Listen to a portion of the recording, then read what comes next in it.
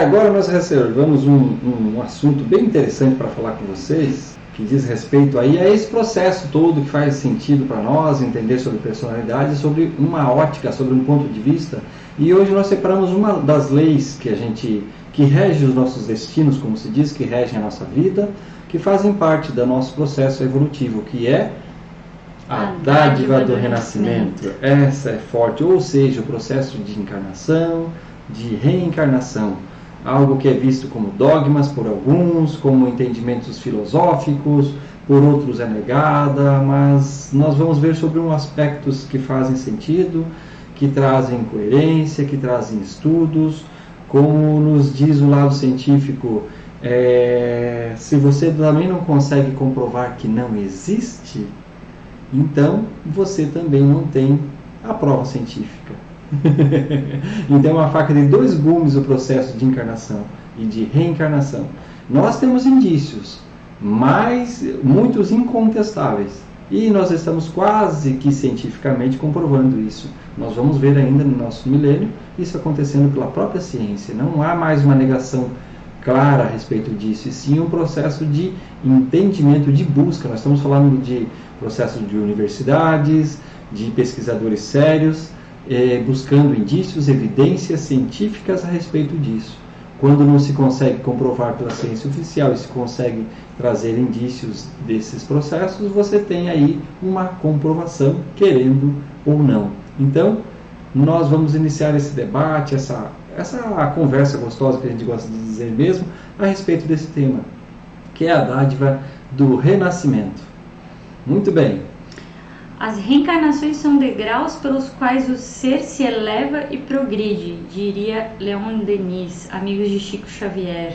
Lá nessa proposta então de Leon Denis, que foi um dos precursores lá junto com Kardec desses ensinamentos dos irmãos espirituais, ou seja, da doutrina espírita do dito Pentateuco, desses conhecimentos que estavam lá no passado, que vieram à tona, Leon Denis, um estudioso, traz essa condição, eleva e progride.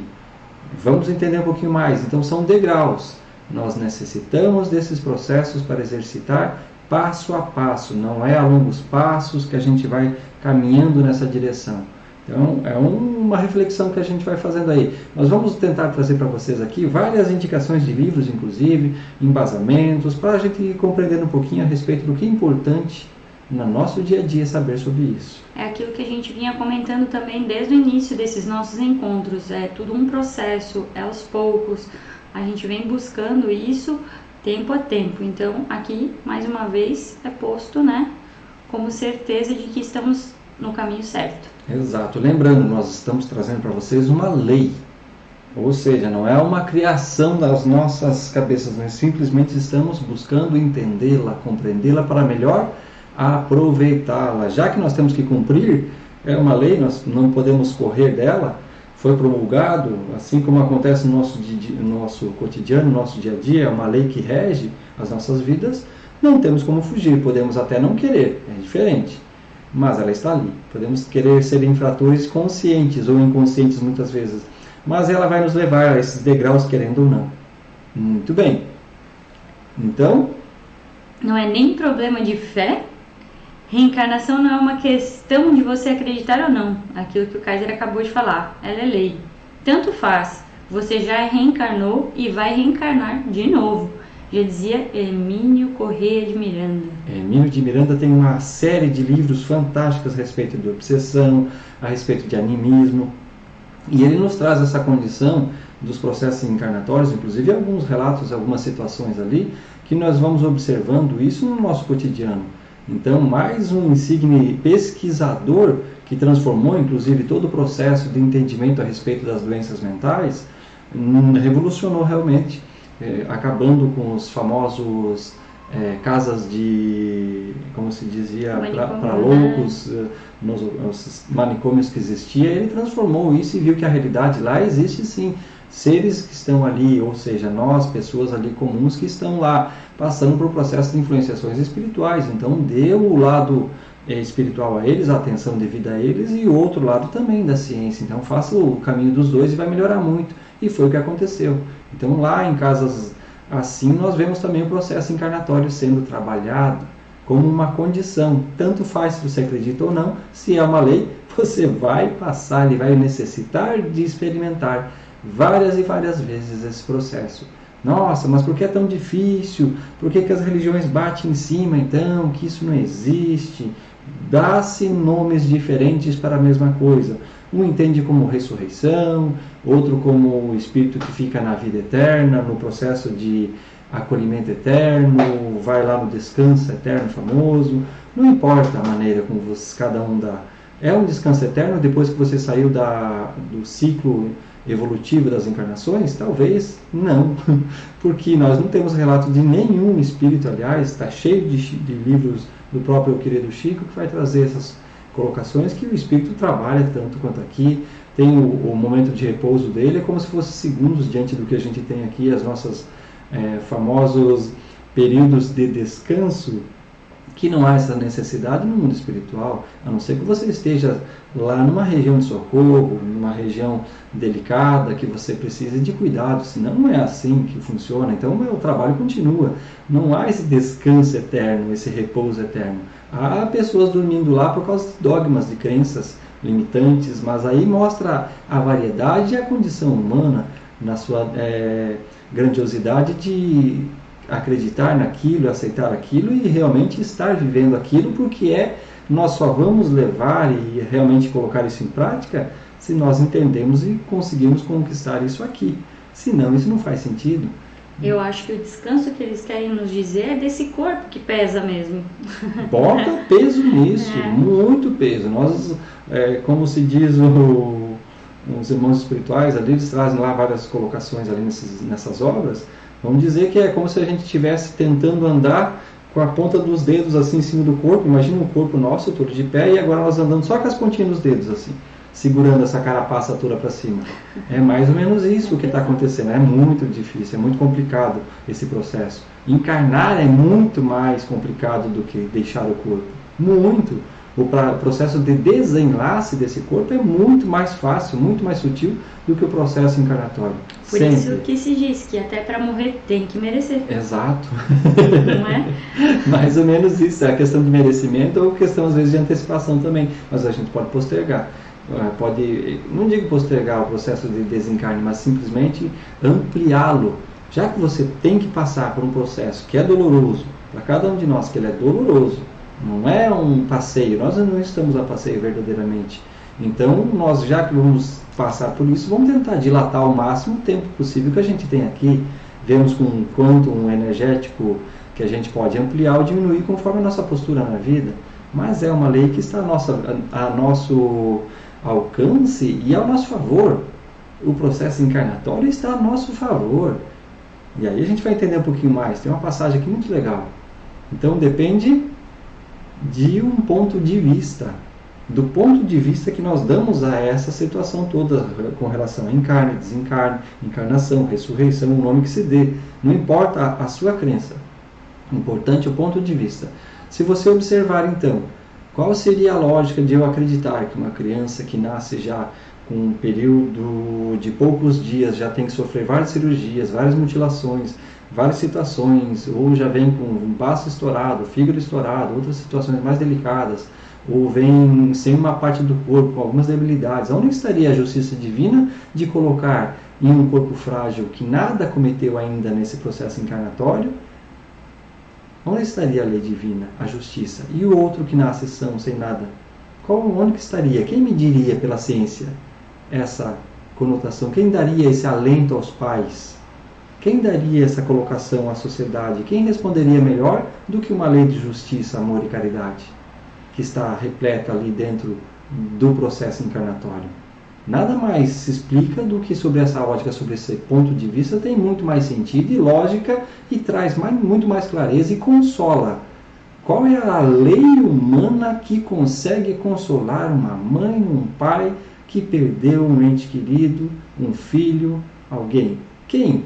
Quem consegue consolar mais do que essa lei divina que rege nossos destinos, explica as razões de serem e de que não é um adeus, e sim um até logo, um até mais. Então, como disse Chico aos cientistas na sua época, me traga você uma prova, me prove você, me traga uma só pessoa que com a sua ciência você tenha consolado e eu paro meu trabalho agora e rasgo tudo o que eu aprendi. Eles não apareceram, Chico voltou para a pátria espiritual e até hoje nós seguimos dessa maneira. Porque não existe nenhum que é consolado desta profundidade de entendimento do que senão por essas leis que nós estamos vendo aqui. Então é profundo, é um olhar, é um ponto de vista diferente que nós estamos tendo aqui. Porque nesses processos de desenlace de deixar esse corpo, nós estamos trabalhando um ego, uma persona que viveu, que teve sentimentos, que conviveu com outras pessoas. Nós já fizemos isso várias e várias vezes.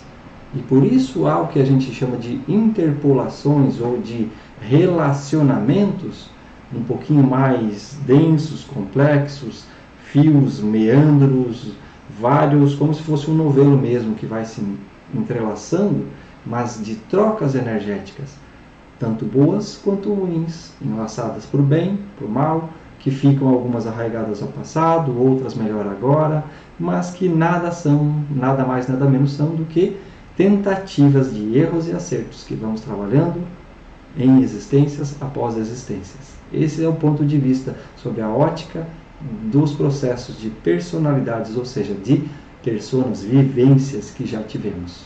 Vamos entender um pouquinho mais sobre isso. Vamos pegar também e trazer para vocês referências, como a gente falou aqui. São inúmeros mesmo, os pesquisadores a respeito disso no mundo todo. Um dos mais insígnios da nossa atualidade é Ian Stevenson. A gente diz da nossa atualidade, mas não é tão novo assim.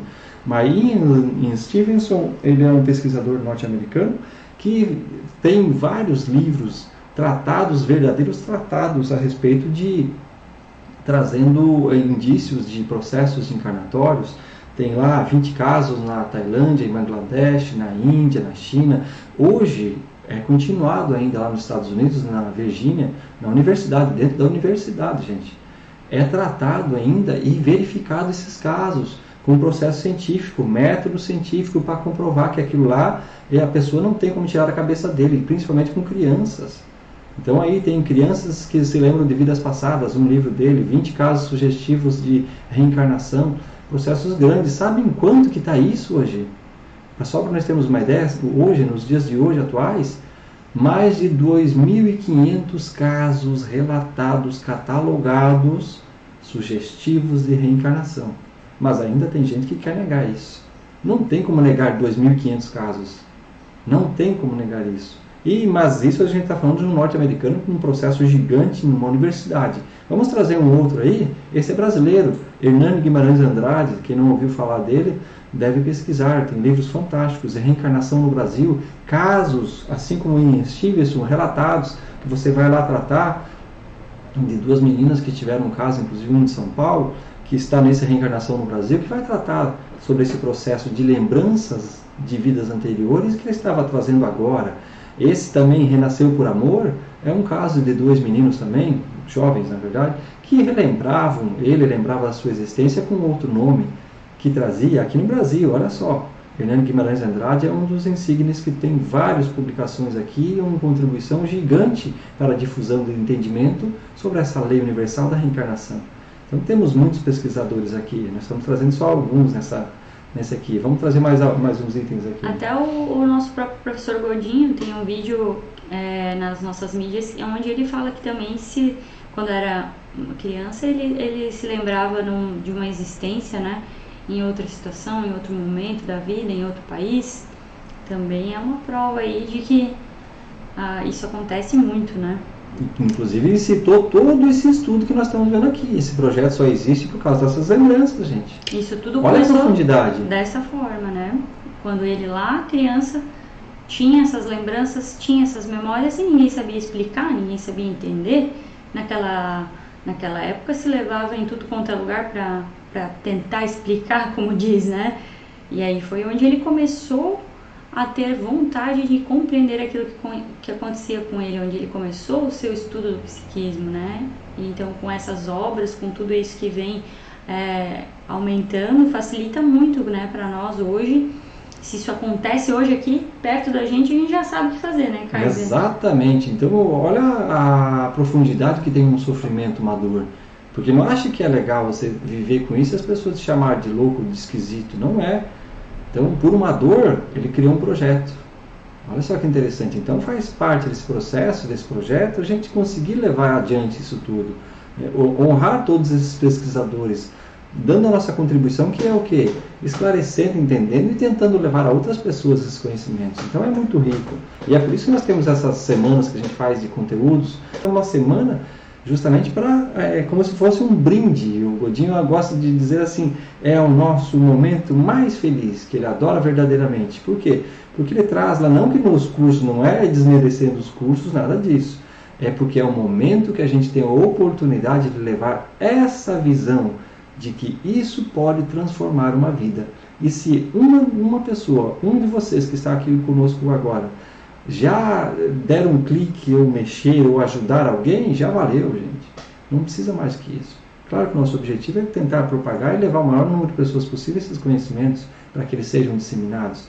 Mas é uma proposta, assim como a dedicação que ele faz nos atendimentos, no seu consultório, assim como a dedicação que nós temos no projeto de tentar fazer o melhor que a gente tem à disposição para levar o maior número de pessoas aí e principalmente alcançar o objetivo de conscientização. Não é simplesmente levar esse conhecimento a vocês. Não, nós queremos levar práticas, vivências.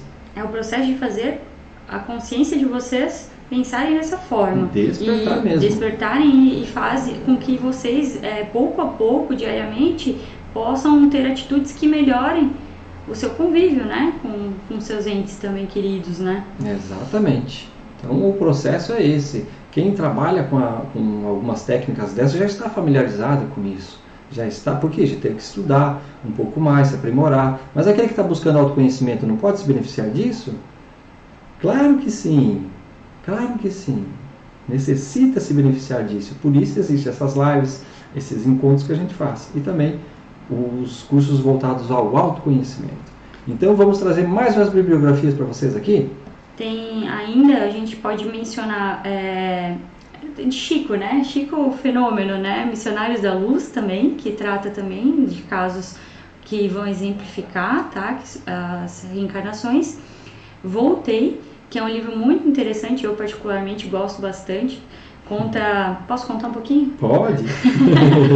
É como diz o Godinho, né? Eu vou tirar só um pouco o prazer de vocês, tá? Não vou contar tudo. O spoiler, mais ou menos, assim. Sim. O que acontece nesse livro? Conta a história de um senhor que trabalhava numa casa espírita e ele sempre dizia, a hora que eu deixar esse corpo, eu vou voltar lá para o outro lado, para o plano espiritual, e eu vou trazer notícias aqui para vocês, né? Tava com a crença de que isso aí seria certeiro. Eu trabalhei no bem, muitos anos na casa espírita, eu tenho conhecimento, né? E não vai ser trabalhoso. Mas aí o que aconteceu? Ele deixou essa veste, o corpício, e quando ele se deu por conta onde é que ele estava, mas não é muito bom, né? Mas é o que acontece, gente. Acontece. É dia a dia. Ele estava ainda preso. Ele estava lá, vou dizer assim, no túmulo, mesmo, lá no cemitério. E aí ele pensou, e agora, José, né? O que aconteceu? Deu alguma coisa de errado. Pois é, e aí eu vou deixar pra vocês deixa pra ver o fim do velho. Senão eu não vou contar o final, mas é mais ou menos aí. Aí tá o nome do livro, Voltei. E voltei agora. O que será que eu preciso fazer? Tá? Ele vem depois de muito tempo, só vamos falar dessa parte.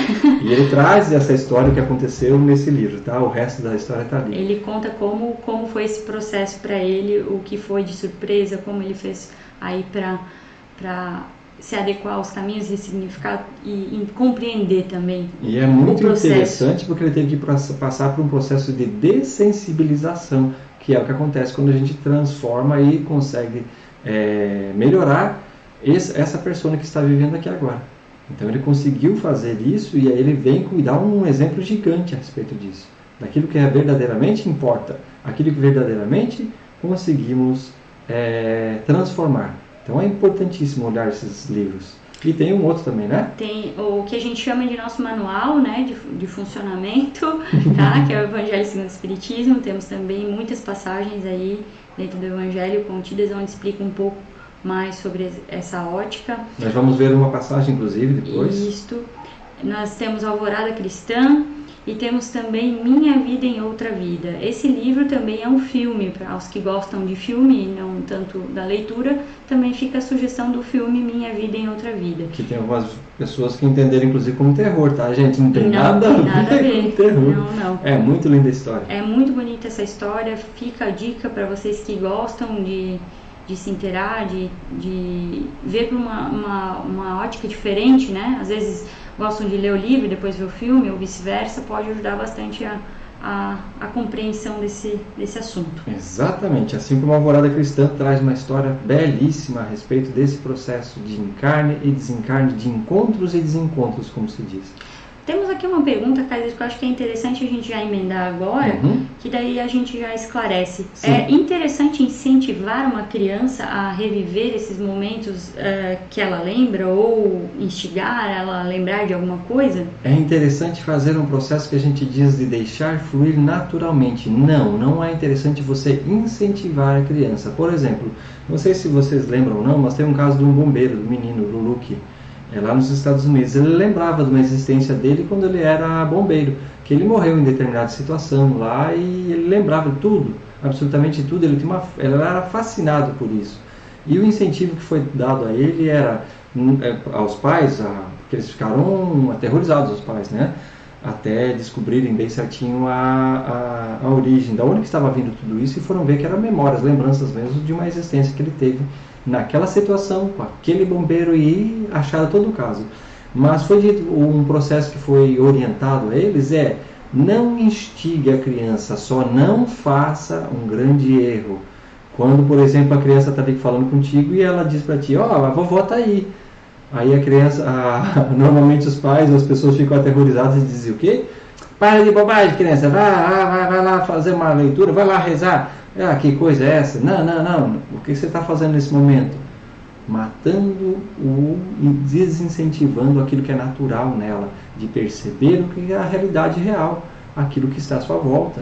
E aí, se ele vem com um compromisso para aquilo, você está deixando ele, no mínimo, frustrado, ou vai, no mínimo, gerar um trauma. Então, não incentive ele a ficar vendo. Mas se ele viu e te falou do nada, a criança para do nada. Quem já passou por isso vai ver que a situação não é tão legal. Do nada, a criança para e ela começa a acenar assim. Muito interessante. Ela está vendo alguém. Ela está vendo alguém. Você está dizendo para ela que ela não é? É os imaginários, os amigos imaginários que acontece. Sim, a psicologia, a psiquiatria também traz esse conhecimento. Tem os dois lados. Mas também tem esse lado, que é o mais comum, que uma própria persona que já viveu, um próprio ente querido, está ali verdadeiramente. Quem surpreendeu isso aí foi quando o Divaldo fala à sua mãe, né? Quem lembra da história, o próprio filme do Divaldo, que é lindo, maravilhoso, Mensageiro da Paz, que recomendamos que vocês vejam também, vai mostrar esse processo do encarne e do desenlace de uma maneira fantástica. Quando ele vê lá verdadeiramente, eles dizem, não, isso não pode. E o próprio padre lá vai lá e diz a ele, não, tá bom, eu também estou entendendo, mas aqui você não pode. Então é um processo. Então não incentive ela, mas também não diga que não. Deixe que flua naturalmente. E se isso começar a aflorar muito, cada vez mais, direcione ela a estudar num lugar que possa transmitir com clareza esses ensinamentos que nós mais recomendamos, que é o processo de evangelização infantil, que existe no Brasil um projeto maravilhoso para trabalhar com crianças, explicando sobre a luz dessas leis, ou seja, sem dogma de igreja nenhum, compreendendo verdadeiramente o plano que está ao nosso redor. Quem ensina isso de uma maneira maravilhosa? Nós só temos um até hoje. Se vocês apontarem outros, nós vamos lá estudar também. Mas nós não temos nenhum que traz com tanta clareza quanto as obras de próprio Kardec, que vão incentivar esse estudo com mais minúcias. Tem um livro do Godin, inclusive, vai tratar isso para falar com crianças, chama-se Amor Terapia. Não consigo lembrar agora. Lá dentro tem um Amor Terapia que vai trabalhar com crianças através de pintura. Arte terapia. Arte cura. Até que enfim. Dentro de um livro de Godinho tem um estudo chamado Arte Cura, que vai trabalhar com crianças nas casas espíritas. É fantástico o trabalho. Quando naquele momento que as crianças estão ali, há uma balbúcia, há uma bagunça, as crianças estão lá, começam a pintar e coisar, daqui a pouco vem o instrutor espiritual lá e fala para eles que isso ali na verdade está sendo um grande educandário, estão sendo trazidos espíritos que desencarnaram em faixas etárias das mais variadas, e ao se aproximarem das crianças aproveitam aquele momento e despertam. Olha que maravilha, gente. São minúcias que estão aí escondidas à nossa disposição e muitas vezes nós não prestamos atenção nisso.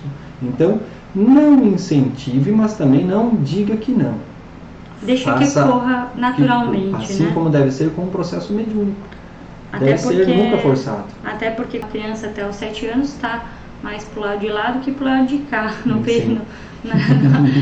despertar dela. Então ainda está no processo, tá? Então, de despertamento, exatamente. Muito bom. E também temos alguns livros que, embora o pessoal às vezes não entenda, mas eles falam sim sobre processos encarnatórios, que são as obras do nosso querido próprio professor, que vai lá, apometria, a iniciação apométrica, conflitos conscienciais, desvendando psiquismo, apometria, animismo, são livros riquíssimos em processos encarnatórios, onde tem minúcias a respeito desses processos, muito mais ligados aí já à terapêutica do próprio espírito, mas despertando e entendendo sobre essa ótica do ser espiritual. Então, que necessita desse olhar um pouco mais dilatado para se compreender. Então, são obras valiosíssimas para quem quer compreender um pouquinho mais, estudar verdadeiramente esses assuntos. Então, olha como vai ampliando o nosso leque de possibilidades quando nós nos abrimos a entender um pouquinho mais essa realidade que nos cerca. Eles estão aí, nós vamos viver, voltar várias vezes, e então vamos aproveitar esses conhecimentos. Já que nós estamos tendo a oportunidade ímpar de verificar isso de perto, aproveitemos, porque talvez nós estejamos na nossa melhor momento evolutivo, na nossa melhor reencarnação. Então, já que temos essa disposição, aproveitemos cada um de nós. E principalmente, vamos encurtar o caminho. Porque todas essas pessoas que estão trazendo aqui, todos eles já trabalharam, já sofreram muito para pesquisar sobre isso. Estão entregando, como se diz, de bandeja para a gente. Então, aproveitar todo esse trabalho. E aí nós vamos trazer uma passagem do Evangelho muito linda também. Nesse manual de conduta lá que a Clarissa estava falando antes, do bom funcionamento do ser humano, tem uma passagem muito linda, que vai assim quando está lá Jesus com seus discípulos e eles perguntam para ele: quem dizem os homens em relação a mim? Jesus pergunta para os seus discípulos: quem que eles dizem que eu sou? E aí eles respondem para Jesus: uns dizem que és João Batista, outros dizem que você é Elias, outros que Jeremias ou um dos profetas antigos. E aí Jesus pergunta para eles: e quem vós dizeis que eu sou? Aí eles falam para ele: não, você é o Messias. Um deles vira para ele lá e fala: não, você é aquele que veio, o prometido, que veio para direcionar um antes e um depois da nossa humanidade nesse momento aqui. E ele olha para ele e diz: não, você fala isso pelo teu conhecimento de espírito e não pelo teu conhecimento, porque eles eram iletrados, não tinham conhecimento de letras. E eles disseram: quem falou aí contigo é o próprio Verbo, ou seja, o próprio Deus está te revelando que sou eu mesmo. E aí também tem uma passagem que vai continuando lá, vai dizendo assim: Herodes, na sua época, dizia: poxa, mas eu mandei cortar a cabeça de João Batista? Quem então que eu vejo falar sobre essas coisas aí tão grandes? E tentava vê-lo, saber quem ele era. E aí dizia assim: por que dizem então, chegaram lá os próprios discípulos de Jesus, ainda querendo entender um pouquinho mais, por que está escrito então lá nessas leis antigas que é preciso que Elias volte? Então que negócio é esse? Que eu sei que você é o Messias, mas por que era preciso que voltasse Elias antes? Porque Jesus disse o quê? Eu não vim para destruir lei nenhuma, eu vim para estabelecer todas as coisas no seu lugar. E aí ele ainda complementa: mas eu declaro a vocês que Elias já veio, já esteve aqui entre nós e fizeram dele o quanto quiseram, assim como vão fazer comigo. Olha só que profundo. E é assim que farão com ele também. E aí eles dizem, nesse processo aqui, ele está falando para os próprios discípulos que esse Elias que havia de vir era João Batista. João Batista era filho da prima de Maria e Isabel. Então era primo de Jesus, de certa forma. E é esse João Batista que veio como precursor antes de Jesus e espalhava a boa nova. Eles, quando eram meninos, até tinham contato, depois eles mais adultos que foram ter contato de novo. Só quando um começou a terminar a sua jornada, que era a jornada de João, E aí Jesus continua a jornada. Eles dizem, inclusive ele indica aqueles que seguiam João Batista na sua época, que era tido como louco porque ele vivia na natureza mesmo e falava a respeito que já estava entre eles esse Messias. Então necessitava desse processo de mostrar o quê? O processo como da lei divina, como reencarnação acontecendo novamente acontecendo ali, mais um episódio gravado para todos verem que aquele que deveria vir já veio. E aí o processo da reencarnação, o processo encarnatório. Mas ainda tem uma passagem muito interessante, mais uma história, gente, uma história de um tal de Nicodemos. Conhece, né? Isso aí muitos devem saber quem ele era. Então ele fez uma entrevista bem grande com Jesus. Nós não vamos trazer essa entrevista toda aqui para vocês. Ia ficar muito denso, muito maçante, mas nós vamos pegar só um pedacinho. E Nicodemos era como se fosse um letrado hoje na universidade. O cara ensinava para as pessoas. E ele ensinava e chegou lá para Jesus, mas que negócio é esse?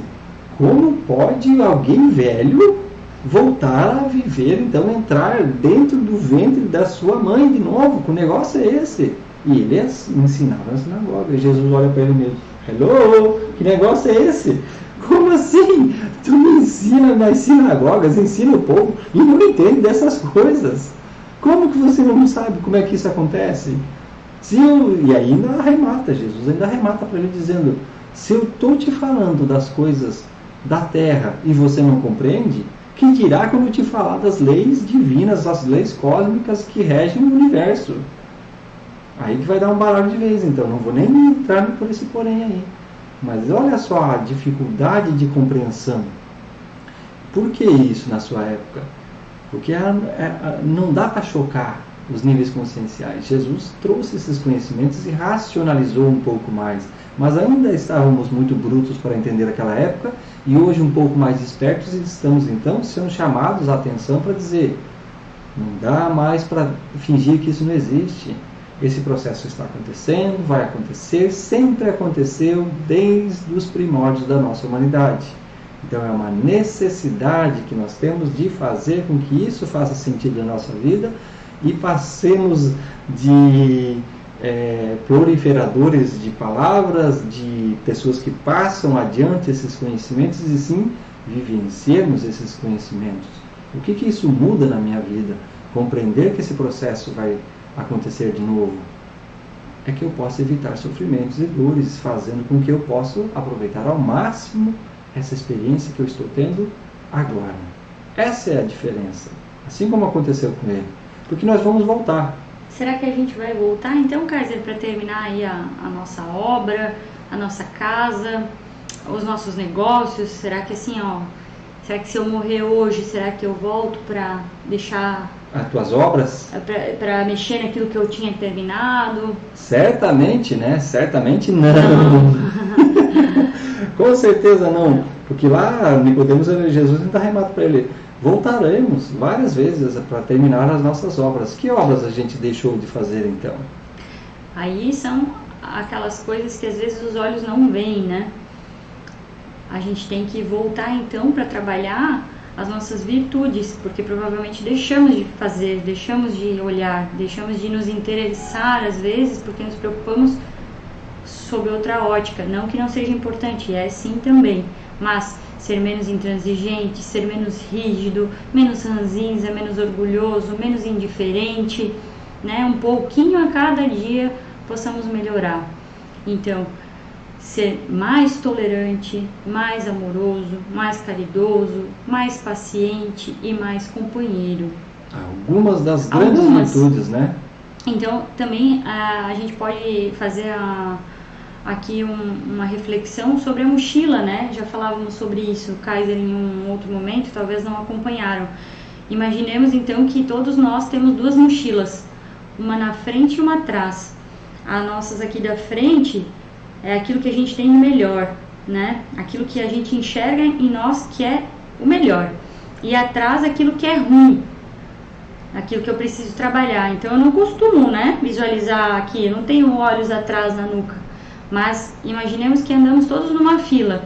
Então o cara que está atrás de mim, no caso o Kaiser, ele vai enxergar a minha mochila que não é muito boa, né? Só os defeitos. Só os defeitos. E às vezes a gente faz isso com o nosso próximo também, enxerga só o defeito, onde devemos ser mais caridoso, mais tolerante, ter empatia, né? E lembrar que temos a mochila atrás também, né? Então, aquilo que você acha que é virtude aqui, será que não é orgulho?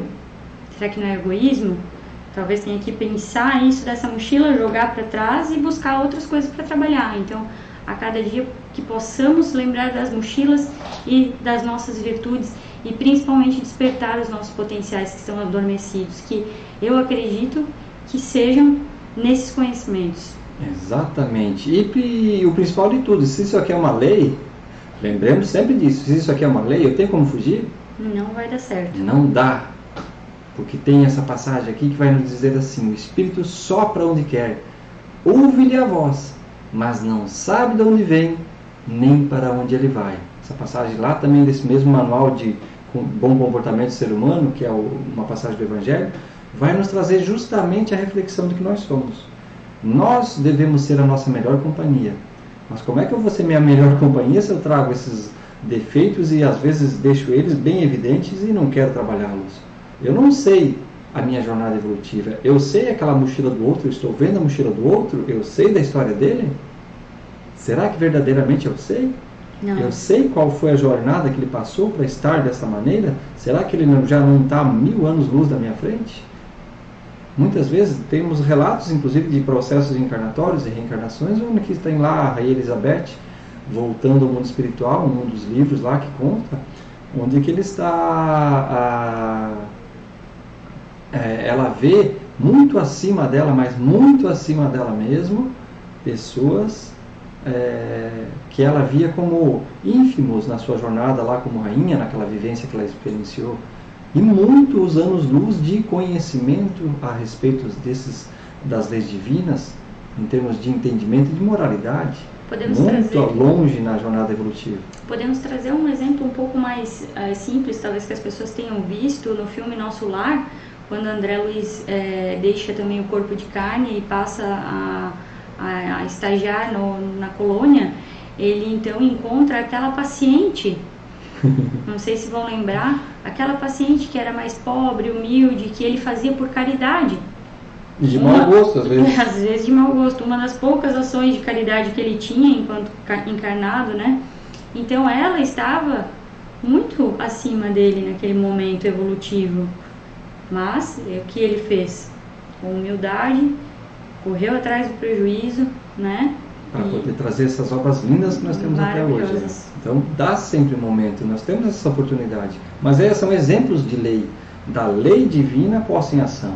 Então não dá para burlá-lo ou tentar deixar para depois algo que nós temos que fazer. Vamos ter que encarar. Então, a dádiva do recomeço.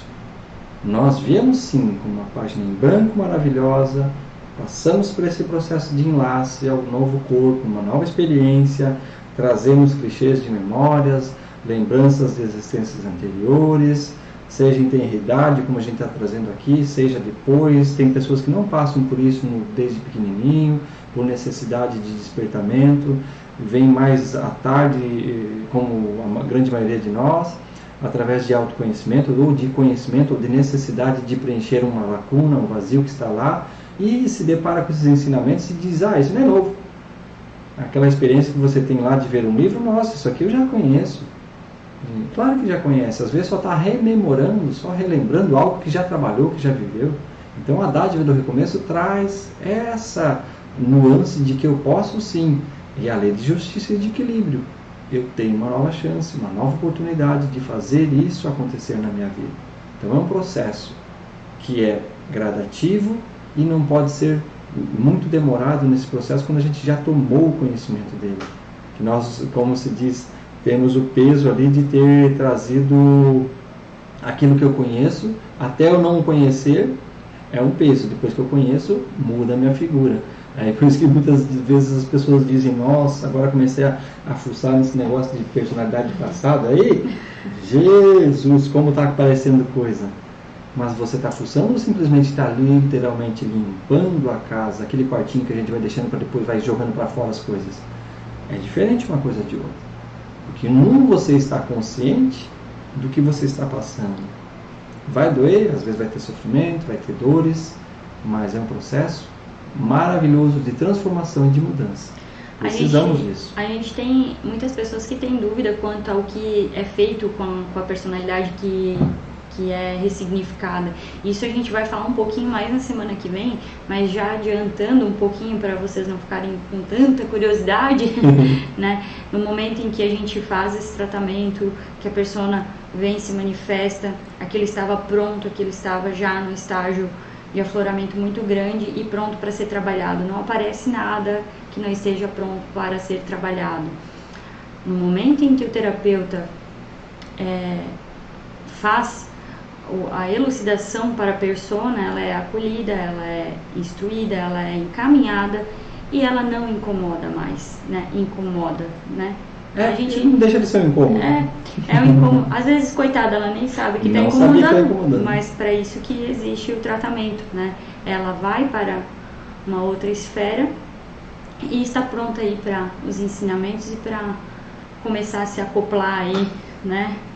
A despersonalizar para se acoplar nesse fulcro energético, ou seja, vai para a nossa essência de volta e traz e passa a vibrar de uma maneira positiva. E ela nem sabia que esse negócio de reencarnação, gente, tem um caso, um relato muito interessante que aconteceu, inclusive num grupo lá de trabalho do nosso querido Godinho. Vinham espíritos verdadeiramente que não aceitavam a reencarnação. Olha só, espíritos no mundo espiritual que não aceitavam esse processo encarnatório de jeito nenhum. Não. Entendi. E em termos de moralidade, uma absurda. Vinham, ajudavam as pessoas, elucidavam as pessoas, faziam a psicofonia, inclusive através de outros médiuns, ajudavam com conhecimentos profundos no entendimento dos seres humanos, ou seja, devotados no amor mesmo. Mas não vem me falar esse negócio de encarnação. Não me vem dizer que eu vou ter que voltar. Não, pode parar com esse negócio aí, não vou não. Olha só, e a gente acha que entende um pouquinho da realidade espiritual ainda. Estamos engatinhando, visualizando um pouquinho, como se estivéssemos levantando simplesmente um véu para olhar por baixo ainda. Ainda não descortinamos isso tudo. Temos muito que aprender com isso ainda. Então, nós vamos ver uma questão também muito linda, que está lá no Livro dos Espíritos, a questão 171, que vai falar sobre a justiça da encarnação. Aonde reside isso tudo, então?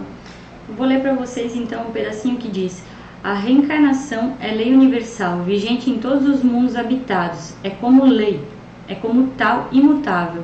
O Espírito anima quantos corpos precisar para o seu despertamento espiritual. A reencarnação mostra-nos a justiça de Deus, proporcionando a todos as mesmas oportunidades de viverem bem e usarem seus poderes e de gozarem seus esforços, suas conquistas. Aquilo que o Kaiser comentou no início da live, né? Será que é justo? Será que explica a criança vir com problemas?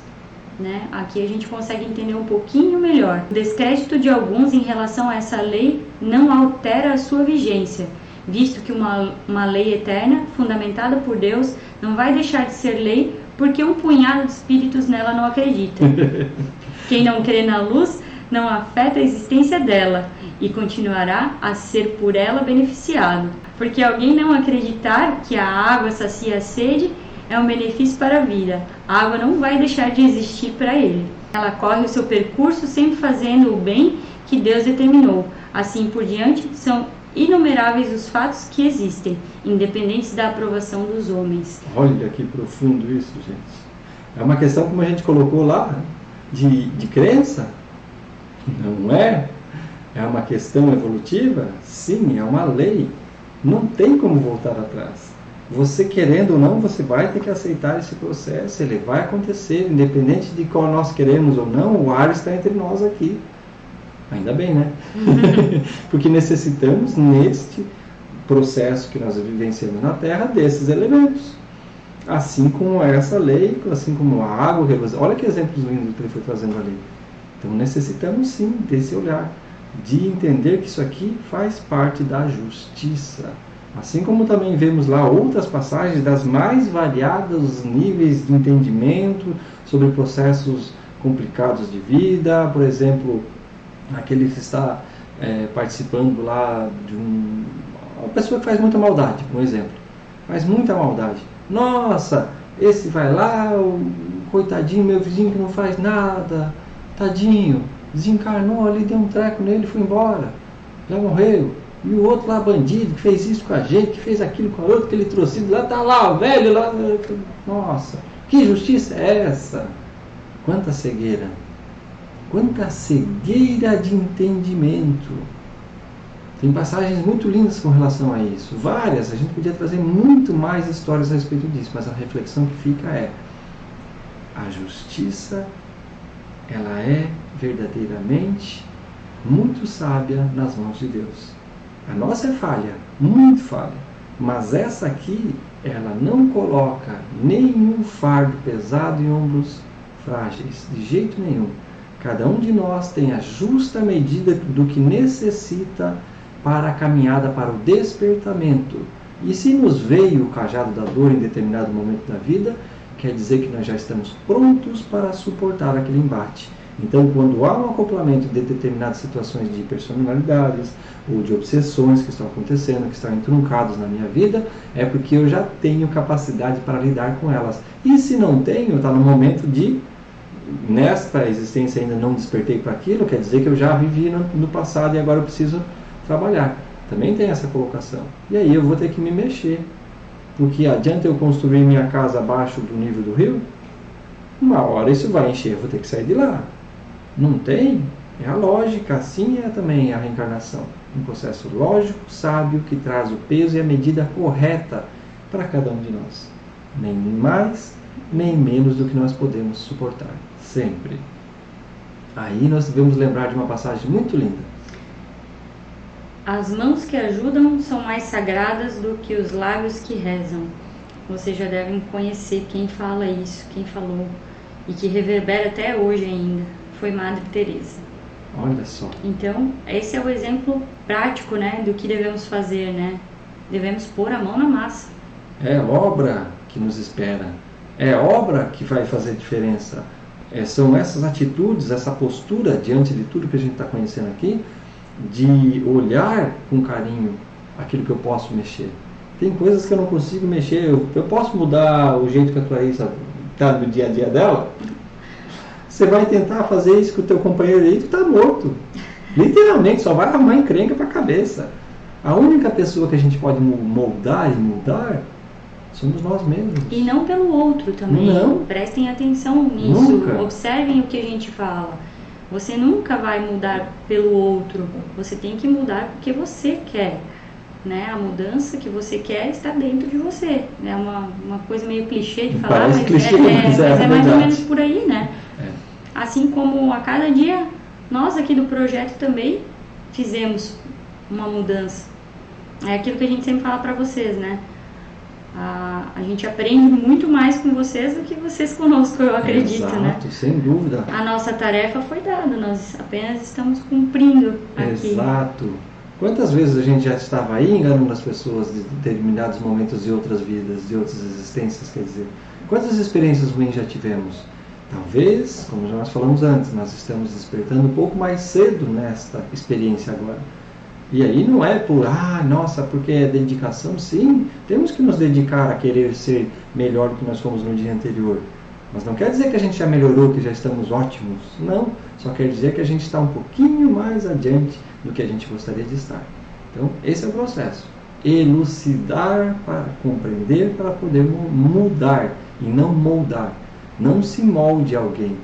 Quando você se molda, você está dando uma forma. Isso não é bom nem para você nem para o outro. Então faça um processo de espelho de escolha daquilo que você pode realmente fazer o outro crescer e ajudar o outro a crescer. Fazendo isso não tem erro. E não espere nada em troca. Além de tudo, como o nosso querido manual traz ali, como Jesus trouxe, não espere nada em troca nesse processo. Simplesmente faça a sua parte. Divaldo, alguém lembra de alguém lá fazendo as coisas, o Divaldo dizendo assim, mas podia melhorar aquilo lá, podia melhorar aquele outro aqui? Não, né? Não Chico, tem nenhum relato desse. Chico, toda vez que ganhava uma cama, um colchão novo, ficava felicíssimo. Exato. O pessoal dizia para ele que ele não podia dormir naquele lugar que ele estava. Isso, tragam camas, pode trazer. Ótimo. Assim eu ajudo mais. Exato. Não é assim que ele E falava. doava tudo. Divaldo tinha a hora da psicografia, não lembra, Kaiser? Tem no filme, é bem interessante. Joana tava lá com o relógio, ó. É agora. É Vamos. agora. Momento, hora, local, tudo certinho. E a gente tende ainda a entender isso tudo como um processo porque ele precisava, tinha que ser assim. Gente, é uma escolha. Ele escolheu isso. Ele só nos traz como exemplo, gente. Exemplo vivo daquilo que pode ser feito, sim, quando você quer, quando você se devota. E esse devotamento que a gente está trazendo aqui é de vontade, colocado em ação. Não é devotamento de crença, não é. É um devotamento verdadeiro de colocar em prática aquilo. Mas como é que você vai colocar em prática aquilo para se transformar se você não coloca uma meta? Se você não vai em busca de conhecimento? Eu tenho que buscar esse conhecimento, eu tenho que querer mudar alguma coisa. Não dá para achar que eu vou sozinho tentar fazer isso tudo, que não vai. Senão nós não precisamos ter pessoas aí, pesquisadores aqui há mais de 60, 100 anos, 200 anos aí, agora só na nossa parte agora, que estou trazendo nem dos mais antigos. Só de agora fazendo isso tudo. Isso tudo teve um esforço por trás disso. Então a nossa parte é garimpar isso tudo, e no projeto Oficinas da Alma, como o Godinho sempre traz, é levar esse conhecimento, mas você precisa fazer, cada um de nós precisa fazer a nossa parte. Nós temos que estudar, fazer os cursos, aprimorar, abrir nossa mente. Mas isso aí é complicado. Claro que é complicado. Se eu quero fazer sozinho, demora mais. Por isso que os incentivos de estudos que a gente tem lá numa universidade, numa cadeira de um curso que eu vou fazer, isso tudo vai fazer o quê? Facilitar a dinâmica de entendimento. É isso que faz esses processos. Então, não importa onde que você vai buscar esse conhecimento, não pare. Nosso incentivo é dizer a vocês, não pare mesmo. Deixamos então um agradecimento especial à acolhida ao nosso trabalho. Nós ficamos imensamente felizes com as mensagens de carinho. Só nos resta agradecer então e deixar um abraço fraterno a todos. Um grande abraço a todos, tá? Até o nosso próximo encontro, gente.